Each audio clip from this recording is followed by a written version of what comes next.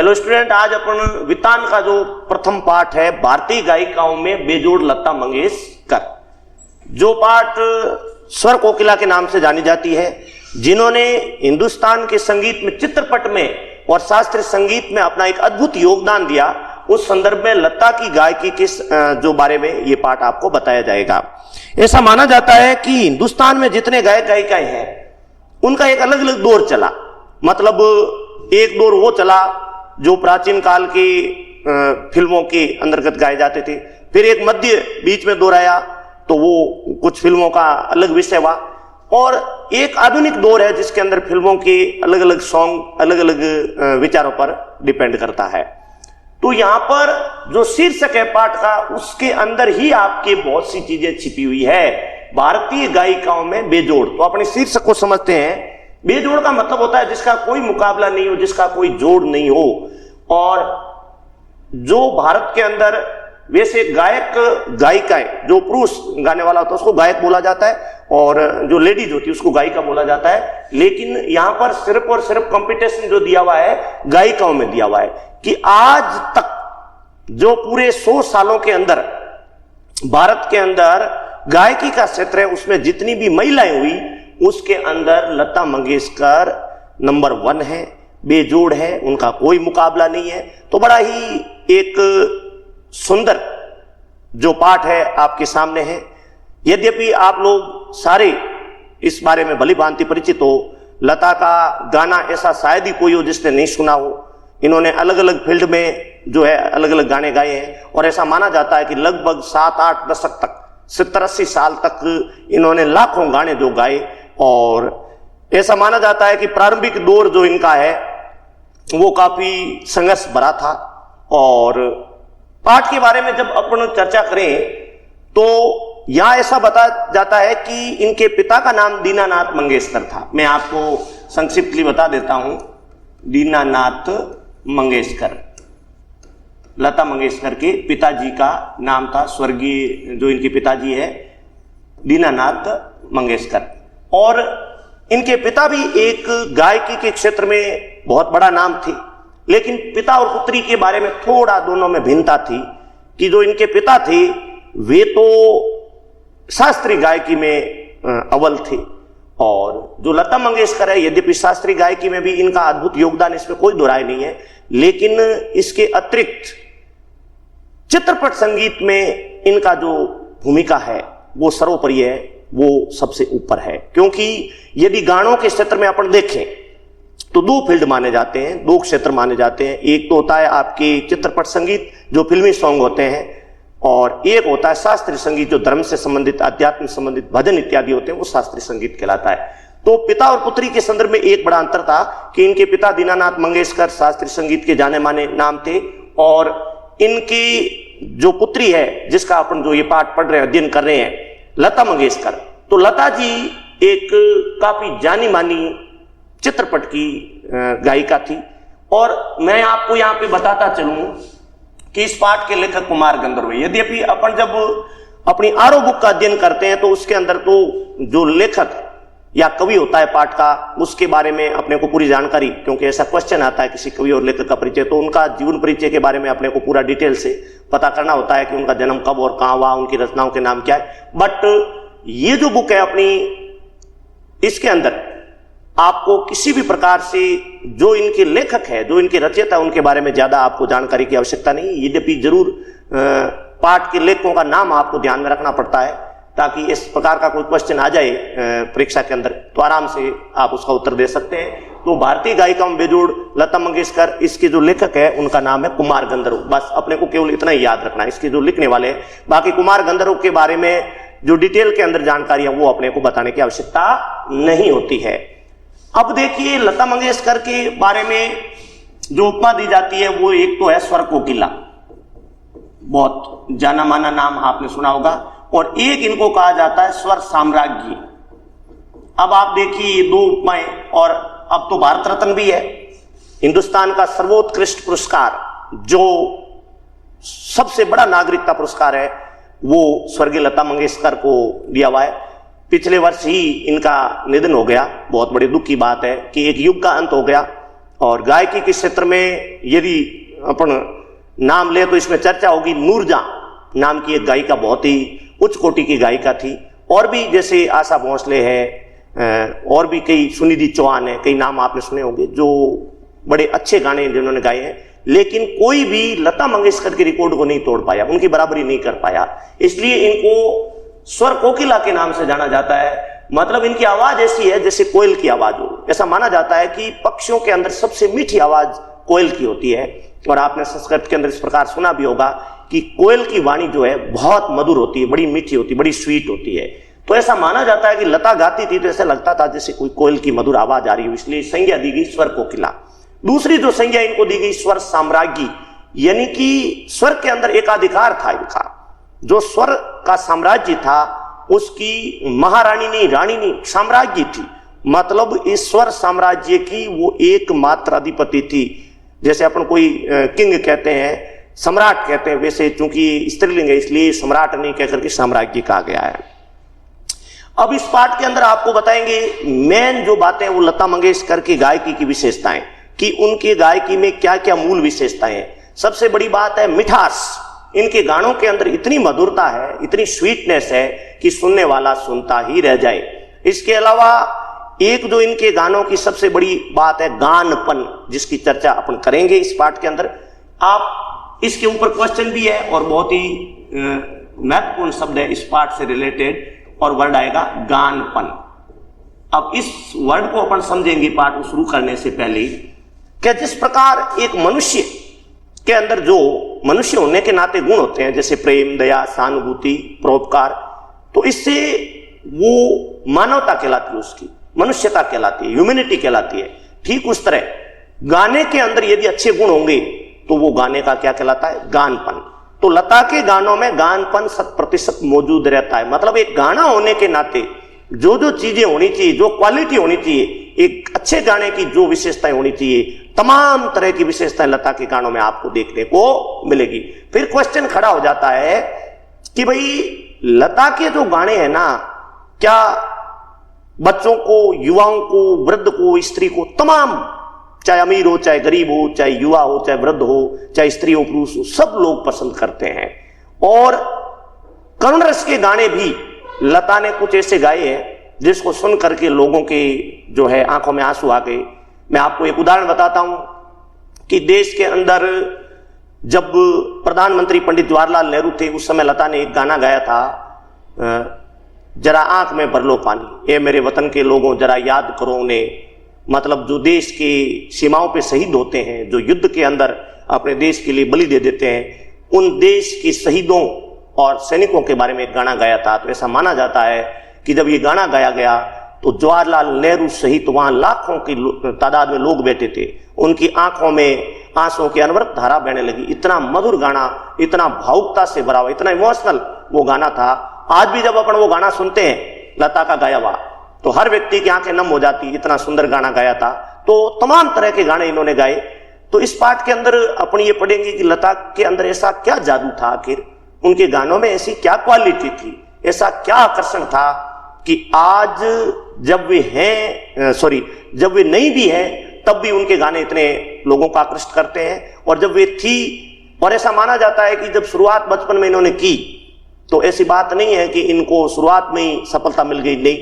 प्रारंभ के अंदर इनको रिजेक्ट किया गया, कई बार इनके गानों को रिजेक्ट किया गया, लेकिन इन्होंने पीछे मुड़ के नहीं देखा। वो दिन है जब उन्होंने शुरू किया, और आज का दिन है कि भारत रत्न लता मंगेशकर और स्वर कोकिला लता मंगेशकर, स्वर साम्राज्ञी लता मंगेशकर, जितना बखान किया जाए, जितनी प्रशंसा की जाए उतना कम है। यदि भारत के इतिहास में जब जब गाने के क्षेत्र की बात होगी, संगीत की बात होगी, तो लता का नाम स्वर्ण अक्षरों में लिखा जाएगा, इसमें कोई दो राय नहीं है। तो एक पाठ कम पड़ जाता है लता के बारे में वर्णन करने का, लेकिन संक्षिप्त में पिरोने का प्रयास जो कुमार गंधर्व ने यहां किया है बड़े सुंदर ढंग से, और बताने का प्रयास किया है कि आखिर बेजोड़ क्यों है वो। इस शीर्षक में ही इसका भाव छिपा हुआ है कि भारतीय गायकी में आखिर लता को बेजोड़ क्यों माना जाता है, सबसे टॉपेस्ट क्यों माना जाता है, सबसे ऊंचा कद उनका क्यों है, क्यों लता भारत रत्न लता को मिला, और क्यों स्वर कोकिला कहलाती है, क्यों स्वर साम्राज्ञी कहलाती है। तो इसका जो खाका प्रस्तुत करेंगे कुमार गंधर्व हमारे सामने। और मेन इनके गानों की जो मूल विशेषताएं, मैंने जैसा पहले बताया आपको कि पूरा ग्रंथ कम पड़ जाए। यदि देखो अपना अलग अलग फील्ड है, विज्ञान के क्षेत्र में यदि अपन नाम लेते हैं तो एपीजे अब्दुल कलाम का नाम सर्वोपरि है, और अगर अपन खेल के क्षेत्र में लेते हैं तो सचिन तेंदुलकर का नाम सर्वोपरि है, समाज सुधार में लेते हैं तो स्वामी विवेकानंद है, देश की जो क्रांतिकारियों का नाम लेते हैं तो भगत सिंह है, महाराणा प्रताप है, झांसी की रानी लक्ष्मीबाई है। उस तरह संगीत के क्षेत्र में इनका जो कद है बहुत बड़ा था, और उस संगीत की मूल विशेषताओं का वर्णन इस पाठ में किया जाएगा। तो अब अपन पाठ शुरू करते हैं। कुमार गंधर्व कहते हैं कि वर्षों पहले की बात है, मैं बीमार था। ये स्वयं सुना रहे हैं, मतलब कुमार गंधर्व अपना एक्सपीरियंस बता रहे हैं, अपना अनुभव बता रहे हैं कि वर्षों पहले की बात है, मैं बीमार था। उस बीमारी में एक दिन मैंने सहज ही रेडियो लगाई, क्योंकि जिस समय की ये बात कर रहे हैं उस समय एक्चुअल में ये सोशल मीडिया हुआ नहीं करता था और इतनी सोशल मीडिया का प्रचलन नहीं था। तो लोग अपना मनोरंजन करने के लिए जो न्यूज़पेपर है या फिर ज्यादा से ज्यादा वो रेडियो सुन के अपना जो मनोरंजन कर सकते थे। रेडियो पे क्रिकेट की कमेंट्री सुनते थे, रेडियो पे गाने सुनते थे। तो लेखक कुमार गंधर्व ने अचानक रेडियो लगाया। अचानक एक अद्वितीय स्वर, यानी एक ऐसा स्वर जो पहले कभी नहीं सुना था, मेरे कानों में पड़ा। स्वर सुनते ही मैंने अनुभव किया कि ये स्वर कुछ विशेष है, हमेशा वाले जैसा नहीं है, स्पेशल है। ये स्वर सीधे मेरे कलेजे से जा भिड़ा। मुहावरा है कलेजे से जा भिड़ना, यानी मेरे दिल को प्रभावित किया। मैं हार्ट टचिंग, जिसको अंग्रेजी में आप बोलते हैं हार्ट टचिंग, दिल को प्रभावित करने वाला, मन को छूने वाला। मैं तो हैरान हो गया, मुझे समझ में नहीं आ रहा था कि ये स्वर किसका है। मैं तन्मयता से, तन्मयता का मतलब होता है पूरा मन लगाकर उसको सुनता रहा। गाना समाप्त होते ही गायिका का नाम घोषित, क्योंकि रेडियो पे परंपरा होती है कि पहले गाना आता है और उसके बाद बताया जाता है कि इस गाने को गाने वाला या गाने वाली ये है। तो सुनते ही मैं चकित हो गया, मन ही मन एक संगति पाने का अनुभव हुआ। सुप्रसिद्ध गायक दीनानाथ मंगेशकर, जैसा ऊपर अपन ने मेंशन किया है, ये जो नाम है वो लता मंगेशकर के पिताजी का है। सुप्रसिद्ध, वो भी बहुत प्रसिद्ध गायक हुए जिनका नाम दीनानाथ मंगेशकर, कि अजब गायकी दूसरा रूप लिए उन्हीं की बेटी कोमल आवाज में सुनने का अनुभव हुआ। मुझे लगता है बरसात के पहले के किसी चित्रपट का वो गाना था। देखो प्राचीन काल में जब गाने का फॉर्मेट छोटा हुआ करता था, बहुत लिमिटेड गाने आते थे, तो बारिश के ऊपर जो है, हरियाली के ऊपर जो है, इस प्रकार के जो गाने फिल्माए जाते थे। तो वो जो गाना था बरसात के पहले का गाना था, और बरसात के पहले आप लोग जानते हो कि कितनी ठंडी हवा चलती, कितना खुशनुमा वातावरण होता है, और चित्रपट संगीत का वो कोई गाना था। तब से लता निरंतर गा रही है, तब से कब से। अब लेखक कुमार गंधर्व कह रहे हैं कि वो गाना मैंने सुना, उसके बाद मैं कंटिन्यू उनको सुन रहा हूं, कई दशक हो गए और सुनता ही आ रहा हूं, और मैं भी उसका गाना सुनता आ रहा हूं। लता के पहले प्रसिद्ध गायिका नूरजहां, ये चर्चा अपन ने पहले भी की है, और आपको जानना पड़ेगा कि नूरजहां जो हिंदुस्तान की गायकी में एक बड़ा नाम था। और सबसे बड़ी इंटरेस्टेड बात क्या है कि लता से पहले इन्होंने गाना शुरू किया है, लेकिन बाद में आई हुई जो गायिका है लता मंगेशकर वो नूरजहां से काफी आगे बढ़ गई। तो ये बहुत बड़ी बात है कि कोई टॉपेस्ट गायिका नूरजहां, उसका दौर चल रहा था, वो सबसे ऊपर उनका नाम चलता था, लेकिन लता ने आते ही नूरजहां को पीछे छोड़ दिया। लता की पहले प्रसिद्ध गायिका नूरजहां का चित्रपट संगीत में अपना जमाना था, परंतु उसी क्षेत्र में बाद में आई हुई लता उससे कहीं आगे निकल गई। कला के क्षेत्र में ऐसे चमत्कार कभी कभी दिख पड़ते हैं, जैसे प्रसिद्ध सितारी विलायत खां। सितारी का मतलब होता है सितार बजाने वाले, नाम किसका है? विलायत खां। सितार वादक है विलायत खां। और आप लोगों ने बिस्मिल्लाह खां का भी नाम पढ़ा होगा 10th क्लास में, अध्ययन आप लोगों ने किया होगा, जो सहनाई वादक बिस्मिल्लाह खां है। यदि सहनाई का नाम जहां जहां दुनिया में आएगा तो वो अमर हो गए, बिस्मिल्लाह खां। तो अपने अपने क्षेत्र में अपना अपना नाम जो है, कई लोगों का बड़ा नाम रहा है।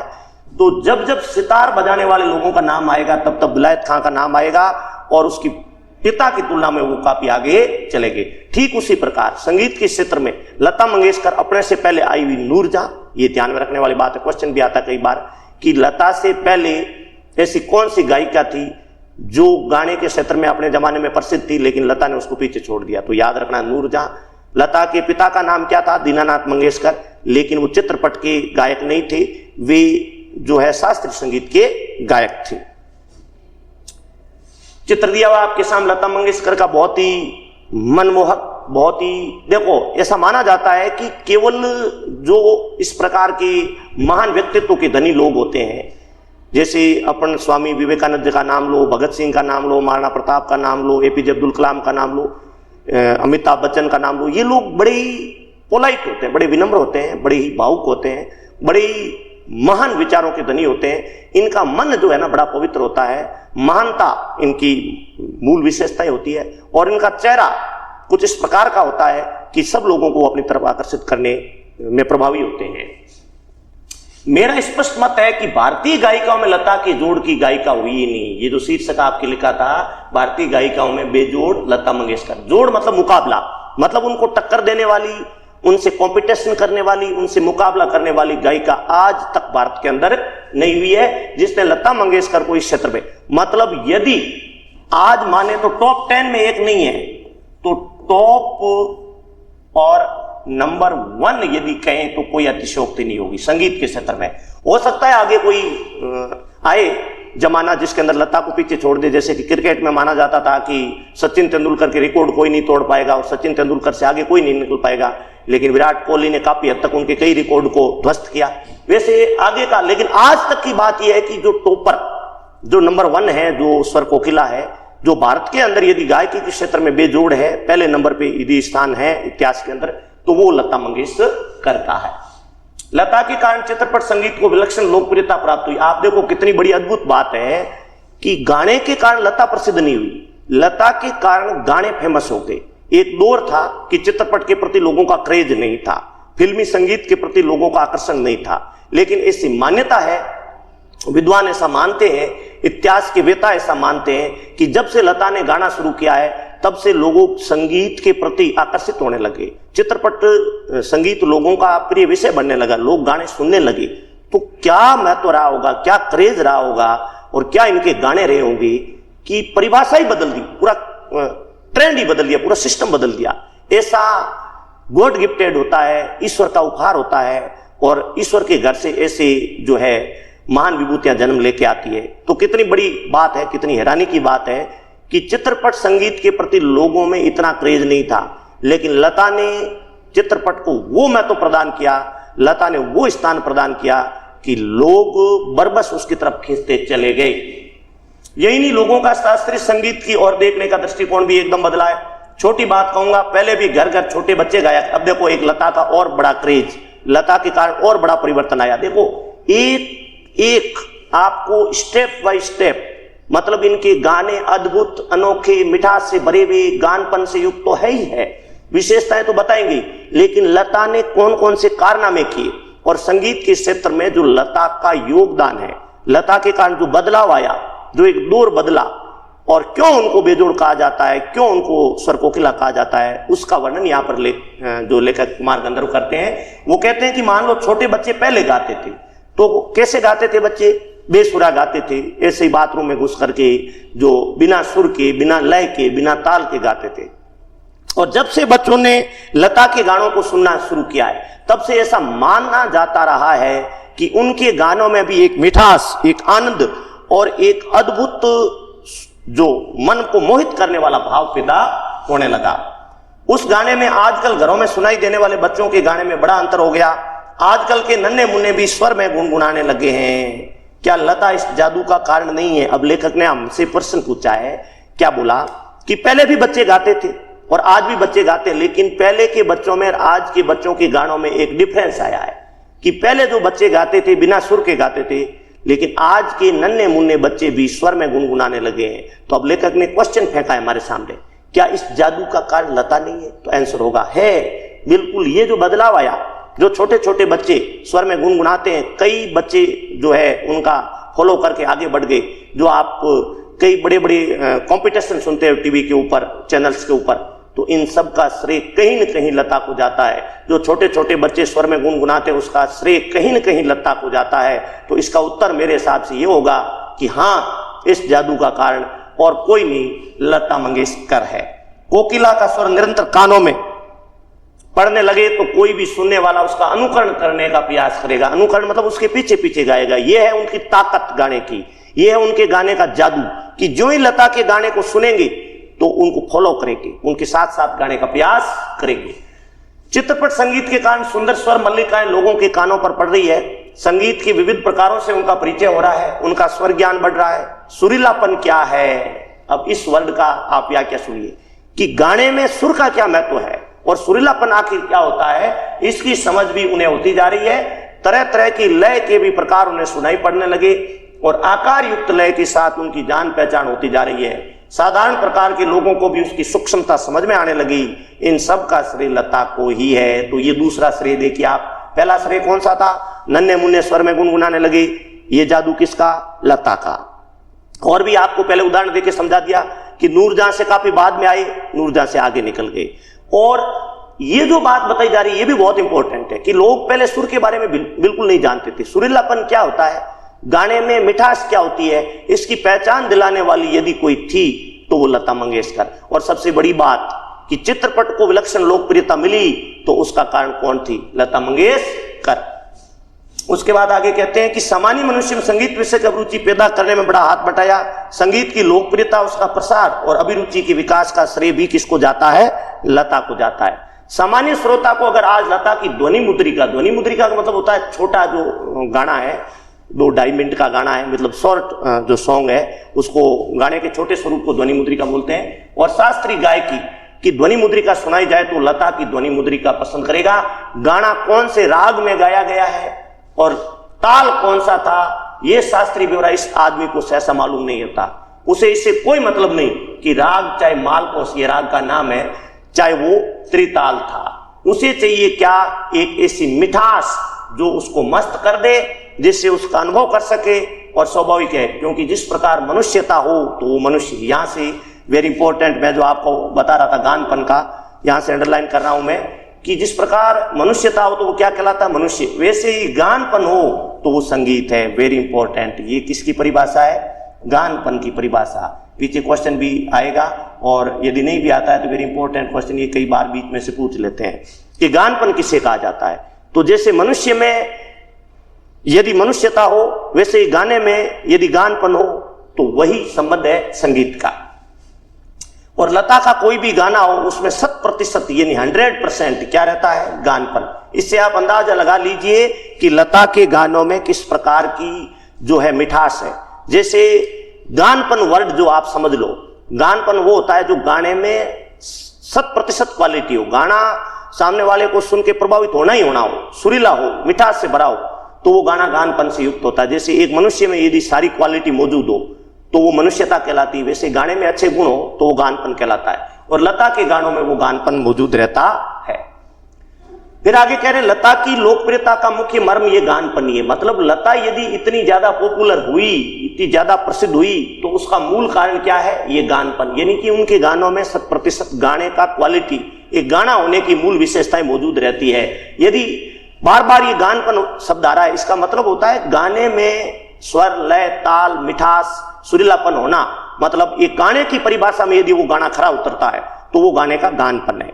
और ये सिद्ध हो गया कि लता यदि लोकप्रिय हुई, इतनी ज्यादा पॉपुलर हुई है, तो उसका मूल कारण है उनके गानों में गानपन रहता है। फिर अगली जो विशेषता बताई जा रही है स्वरों की निर्मलता। मतलब उनके स्वर जो है एकदम निर्मल है। उससे पहले की जो पार्श्व गायिका यानी उनसे जो पूर्व में आई है वो नूरजहां, वो भी निर्विवाद रूप से एक अच्छी गायिका थी, इसमें कोई संदेह नहीं। फिर भी उसके गाने में एक मादक उत्तानता दिखती थी। मतलब जो निर्मलता, जो स्वच्छता, जो गाने की स्वच्छता लता के गानों में दिखाई देती थी वो नूरजहां में दिखाई नहीं देती, बिल्कुल उससे ऑपोजिट होता था। इसलिए उतना नहीं चला जितना लता का चला।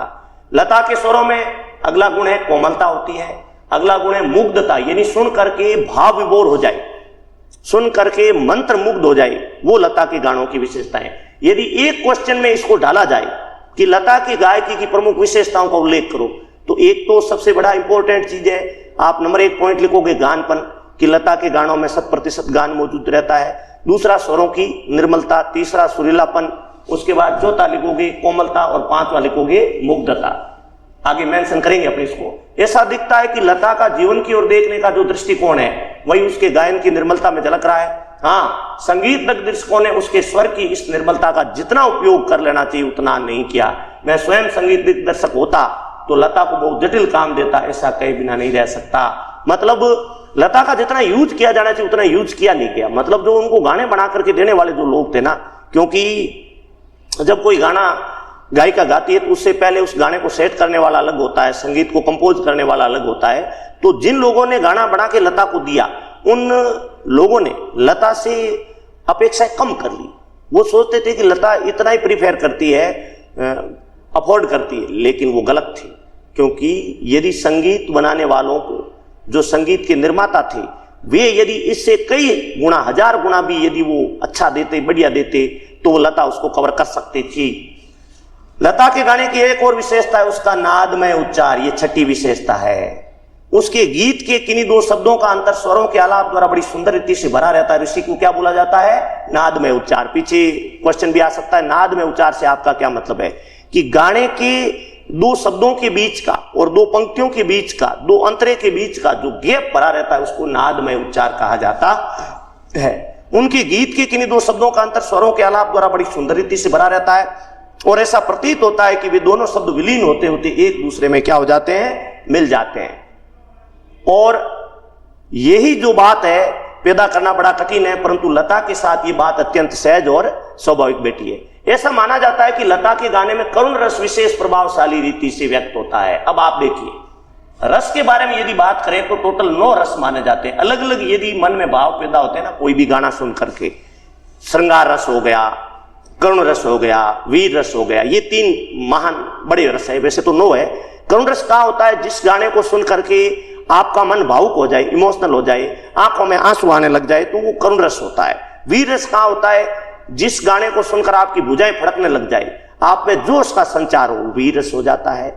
और श्रृंगार रस होता है, जहां आनंद, प्रसन्नता का भाव पैदा हो जाए, वहां श्रृंगार रस होता है। लेकिन ऐसा माना जाता है कि करुण रस के बारे में लता गजब का गाती है, पर मुझे ये खुद बात नहीं पड़ती। मेरा मानना है कि लता करुण रस के साथ उतना न्याय नहीं किया जितना करना चाहिए। बजाय इसके मुग्ध श्रृंगार के व्यक्ति करने वाले मध्य और द्रुत लय के गाने लता ने बड़ी उत्कटता से गाए हैं। मेरी दृष्टि से उसके गायन में एक और कमी है, फिर भी यह कहना कठिन है कि इसमें लता का दोष कितना है और संगीत दिग्दर्शकों, संगीत बनाने वालों का दोष कितना है। लता का गाना सामान्यतः ऊंची पट्टी में रहता है, मतलब लेखक ने ये आलोचना करी एक तरह से, लेकिन उन्होंने ये क्लियर भी कर दिया कि हो सकता है ऊंची पट्टी में जो लता गाना गाती है ना, तो शायद ये जो दोष है वो लता का नहीं हो। जिन्होंने संगीत बनाया, जिन लोगों ने संगीत को सेट किया, शायद उनका दोष रहा होगा। गाने में संगीत उसके अधिक ऊंची पट्टी में गवाते हैं और उनसे अकारण ही चिल्वाते हैं। देखिए, यद्यपि 100% संपूर्ण कोई नहीं होता, कोई न कोई कमी तो उसके अंदर रह जाती है, क्योंकि आखिर इंसान होता है, भगवान नहीं होता। लेकिन यदि ओवरऑल देखा जाए तो लता के गानों की आलोचना का यदि बारी आए तो ऐसा बहुत कम देखने को मिलेगा कि उनके अंदर फॉल्ट है, कमियां हैं। लेकिन फिर भी लेखक कहते हैं कि लता के गानों में यदि कमी निकाली जाए तो एक तो करुण रस के गानों के साथ उन्होंने इतना न्याय नहीं किया, मतलब इतने बेहतर ढंग से उन्होंने नहीं गाया। लेकिन ये भी एक आलोचना मेरे हिसाब से काफी हद तक सही नहीं है। एक जो ऊंची पट्टी में ये गाना गाती है, मतलब जो गाना बना के जिन्होंने दिया है, ये अकारण चिल्लाती ज्यादा है।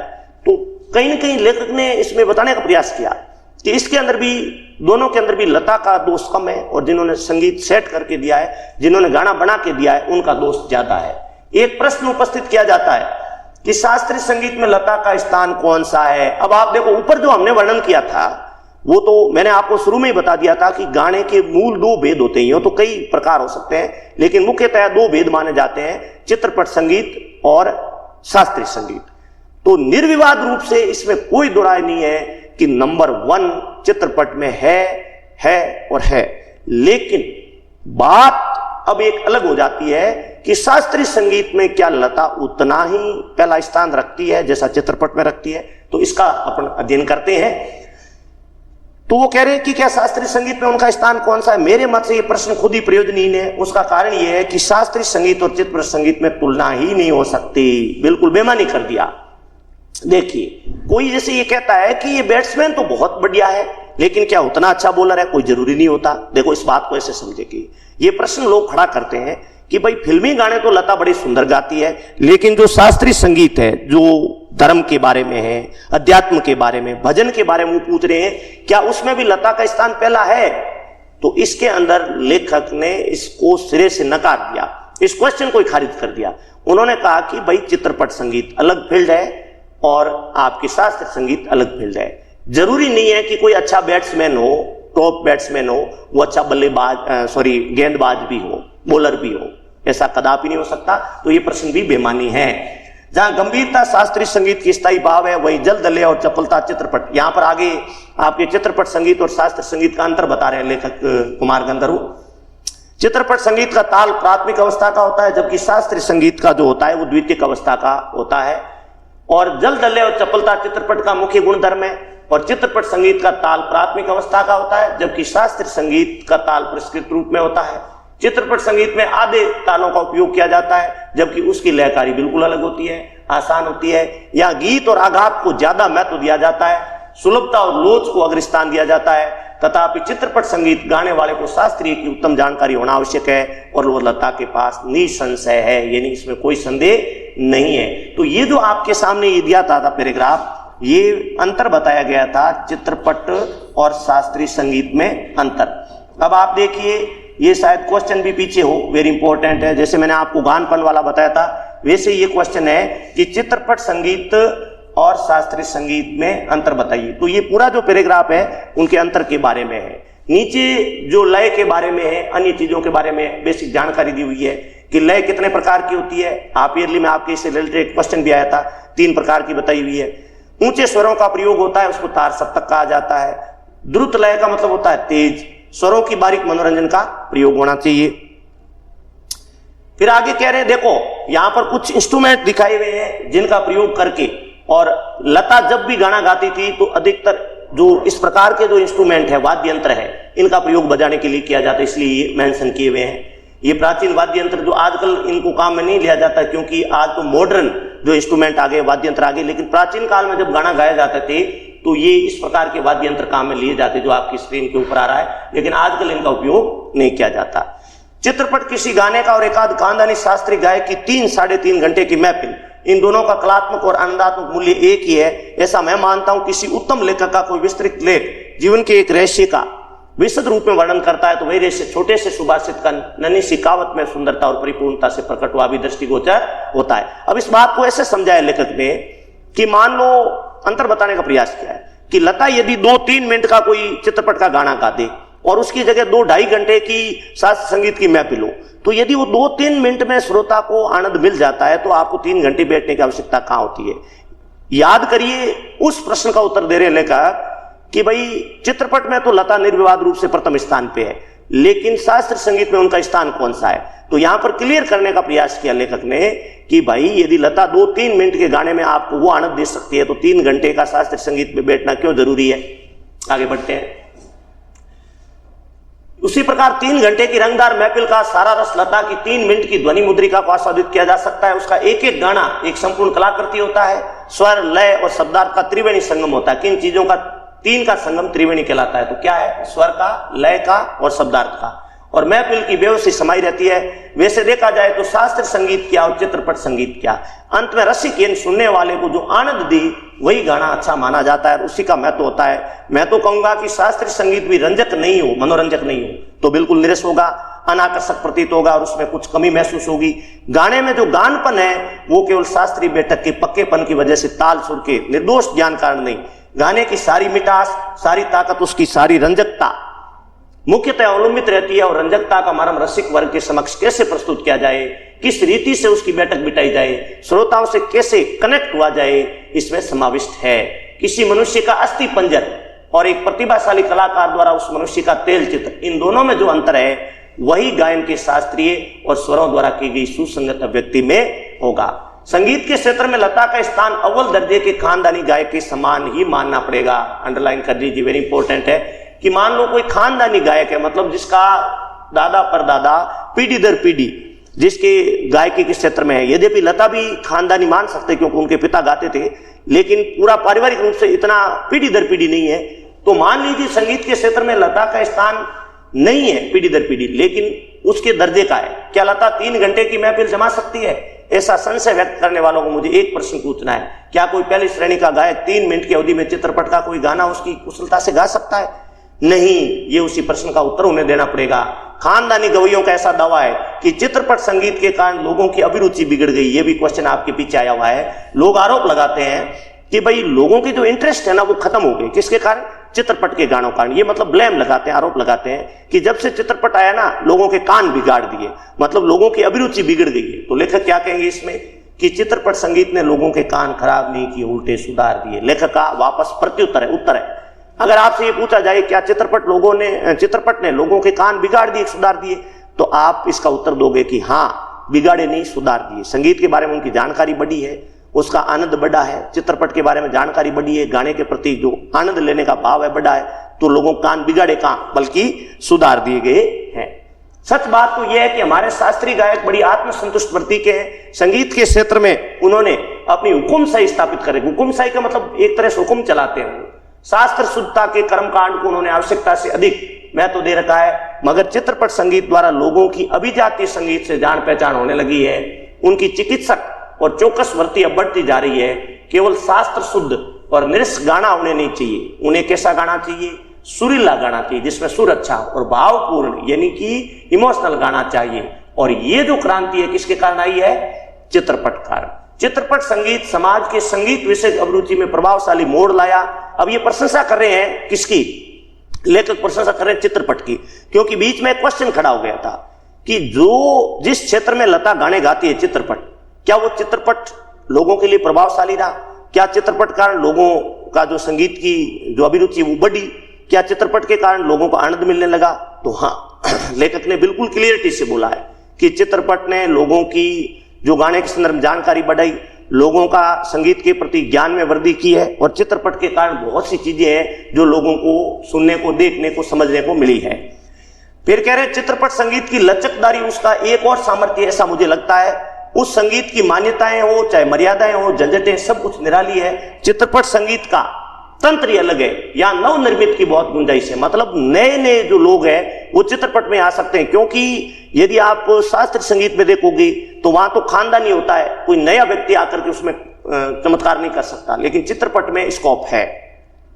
कोई जरूरी नहीं है कि आपका खानदान जो है संगीत के क्षेत्र में अव्वल है। यदि आप न्यू भी हो, यदि मेहनत करते हो, चित्रपट में आपका जो फ्यूचर है वो ब्राइट है। और शास्त्रीय रंगदारी का चित्रपट संगीत निर्देशकों ने उपयोग किया। उसी प्रकार राजस्थानी हो, पंजाबी हो, बंगाली हो, प्रदेश के लोकगीतों के भंडार को भी उन्होंने खूब लूटा है। ये हमारे ध्यान में रहना चाहिए।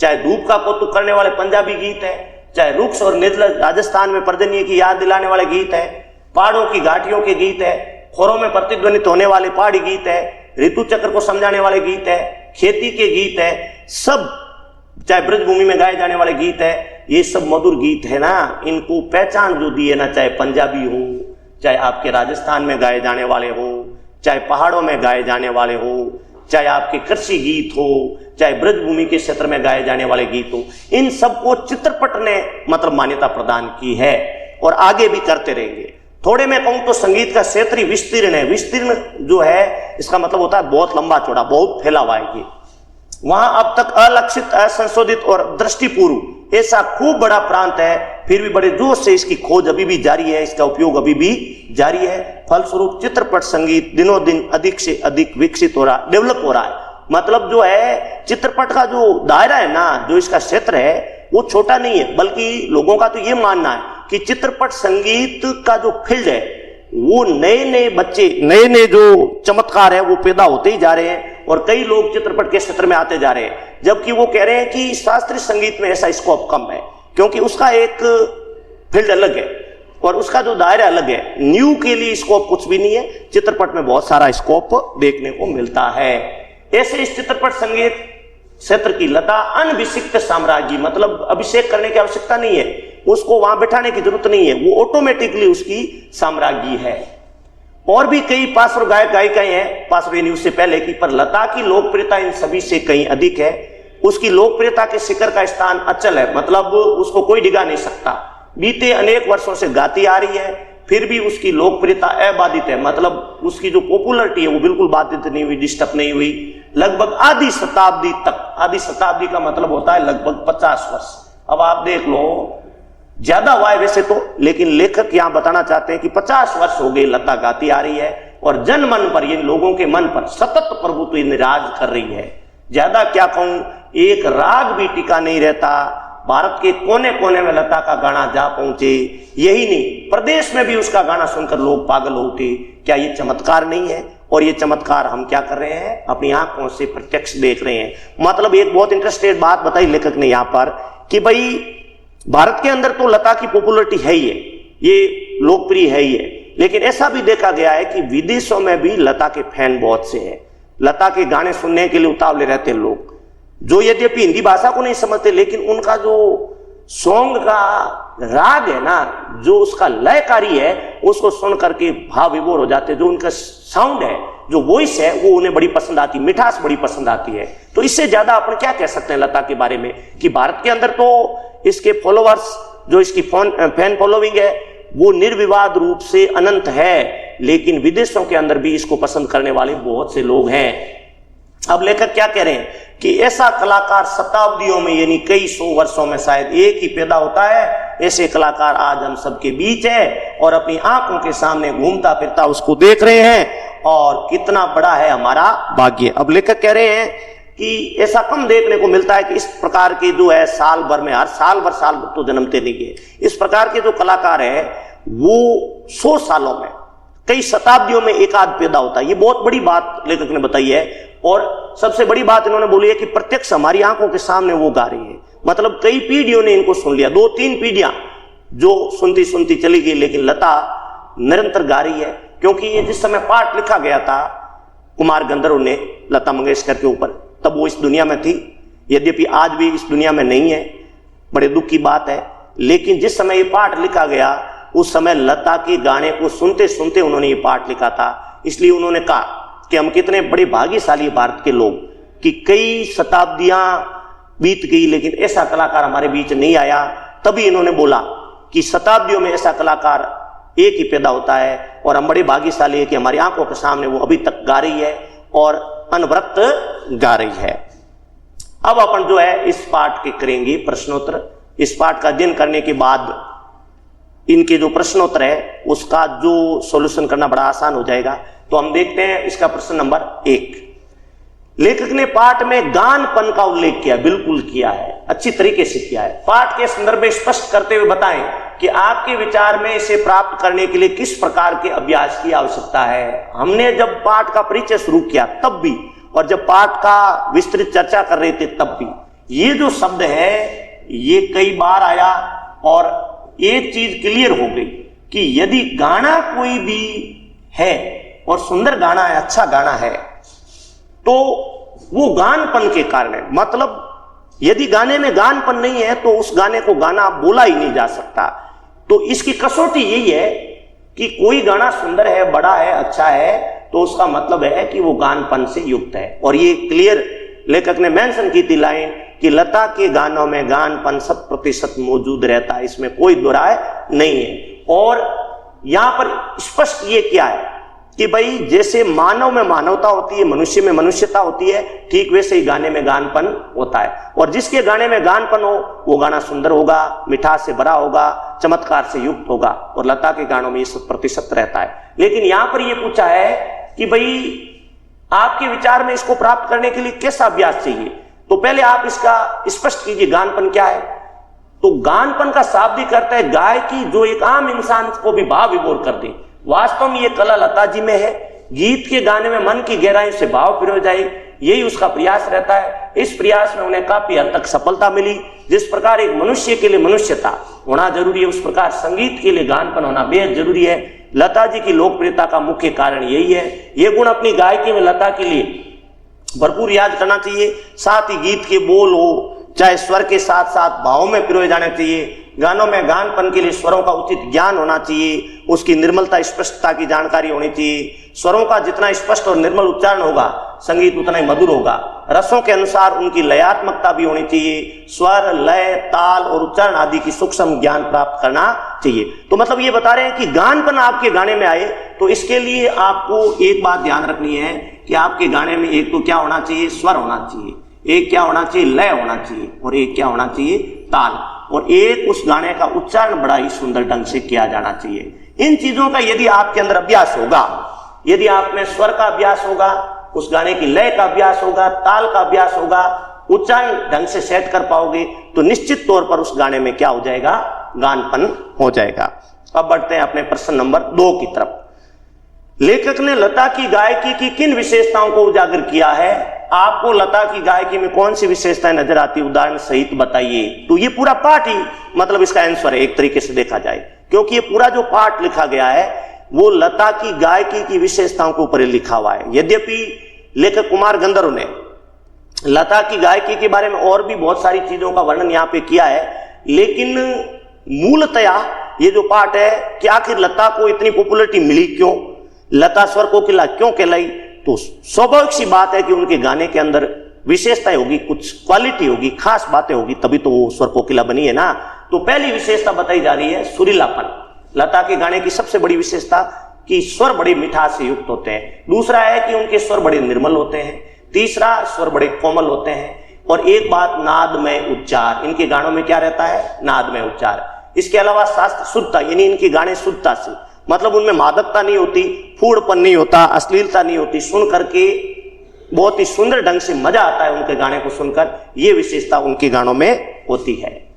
हमें लता की गायकी में उपयुक्त सभी विशेषताएं नजर आती है, क्योंकि क्वेश्चन के अंदर आप नजर डालिए, ये पूछा कि लता की गायकी में किन विशेषताओं को उजागर किया, पहले ये बताना था। अब आगे ये पूछा कि आपको लता की गायकी में कौन सी, तो दो क्वेश्चन है एक ही क्वेश्चन के अंदर। पहले तो पाठ के आधार पर बताना है कौन सी विशेषता है, तो 5 विशेषताएं बता दी, सुरीलापन, निर्मल स्वर, कोमलता, नादमय उच्चार, शास्त्र शुद्धता। अब आपसे पाठकों से, स्टूडेंट से पूछा है कि आपको कौन सी विशेषताएं नजर आती है, तो इसके अंदर आपको ये बताना है कि ये सारी उपयुक्त विशेषताएं हमें नजर आती है। उन्होंने भक्ति, देश प्रेम, श्रृंगार, विरह आदि हर भाव के गीत गाए। उनका हर गाना मन को छू लेता है। गंभीर और अनंत गीतों को सहजता से गा लेती है। जैसे उदाहरण देना है, ए मेरे वतन के लोगों, जैसे पहले भी मैंने आपको बताया है, बड़ा ही जो गीत भावुक करने वाला, अनवरत आंखों में अश्रुधारा को पैदा करने वाला गाना है, जिसको सुन करके सारे लोग जो भावुक हो गए। और जो गाना एक उदाहरण दिया, दिल वाले दुनिया ले जाएंगे, फिल्म का जो गाना है उसका भी उदाहरण दे देना है। अब आ जाते हैं अपन प्रश्न नंबर 3 पर। लता ने करुण रस के गानों के साथ न्याय नहीं किया है, जबकि श्रृंगार परक गाने वो बड़ी उत्कटता से गाती है। इस कथन से आप कहां तक सहमत है? अब आप देखिए, इसमें उत्तर आपको ये देना है कि हम इससे सहमत नहीं हैं, मतलब उत्तर यही देना है। पहले तो यही, कोई भी इस तरह का क्वेश्चन हो ना, तो पहले तो आपको हाँ या ना बताना है, मतलब आप सहमत हो अथवा नहीं।